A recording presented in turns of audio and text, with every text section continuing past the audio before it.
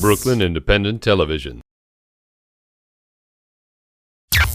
For some Brooklynites with a keen eye and a desire for locally sourced food, Prospect Park can be something like a grocery store. And I'm not talking food trucks or the farmers market at Grand Army Plaza. We're way beyond the co-op here, as reporter Julia Vassie gets a lesson in foraging. Good, right? Yeah, very good, Right? very good. Put some of these on top of a salad. They're pretty, they taste good, and they actually add a little protein. So. For Leda Meredith, flowers and leaves taste just as delicious as burgers and fries for many of us. Parks like this one make an all-you-can-eat buffet, serving everything from dandelions for breakfast to Siberian elm for dinner, or this. I had Japanese knotweed sorbet with violet blossoms and redbud flowers last night. Where are you going to get that?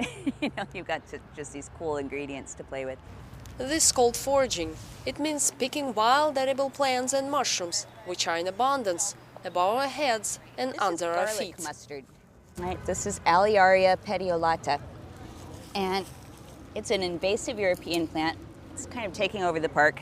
Very, very tasty. You can see the little flowers in there. The flowers are edible, the stems at this stage are edible, and the leaves are edible. And they all taste like the name. It's a garlic and mustardy, and you can smell it too. It's like spicy. It's a nice, savory kind of smell, kind of like broccoli rabe. So one rule that you want to know, it's a good foraging rule, is that anything that smells like garlic is edible. Just one rule to follow strictly before chewing and swallowing. If in doubt, leave it out. Leda shares her knowledge of wild food with others and gives tours around Prospect Park and Brooklyn, sharpening people's eyes to the edibles. She says if you know the difference between celery and cilantro, you will find your way around with grass and flowers. This stuff that I'm standing in the middle of, this is an invasive European plant that is taking over Prospect Park. It's also very tasty. It tastes something like lovage or celery. So pass it around, feel free to nibble. Well, I think, the study of foraging is incredibly important in this time on the planet. We need to communicate with the earth and understand what's going on with it, and to know what foods are edible and what plants we've related to for thousands of years is absolutely essential. Having learned from her great-grandmother, she carried on the family tradition of foraging. Nutritious, rich with protein, minerals and vitamins, wild plants helped her relatives survive World War II. Now, she says, urban foraging is mostly gourmet food when you add wild edibles to what you buy in stores. But in this economy, it's always good to have access to free meals or get by in crisis times. If the trucking supplies were cut off, if the stores and restaurants in New York City could not restock, we only have 48 hours worth of food in the city.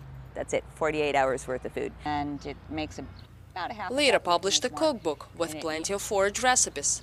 Nettle, plantains and field garlic are in season now, and local restaurants, like The Farm on Netherley in Brooklyn, are happy to make Leda's culinary fantasies come true.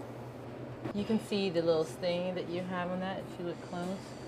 We're going to cook it down. We're going to blanch it in water and chop it and add a homemade ricotta for it and make ravioli. Homemade ravioli with this. Grilled spring onion with yogurt, beet salad with chickweed, or redbud over rice are on the menu, or can be found free of charge in the wild. But when a bunch of hungry foragers start running wild in city parks, beware of park rangers. Certain ways of foraging are against park rules. There are laws on the books against damaging parks property. There are laws against carrying park property out of the park. But Leda insists this is not a crime. In fact, she helps park employees fight invasive plants. And keep in mind, what is weed for a ranger is food for a forager.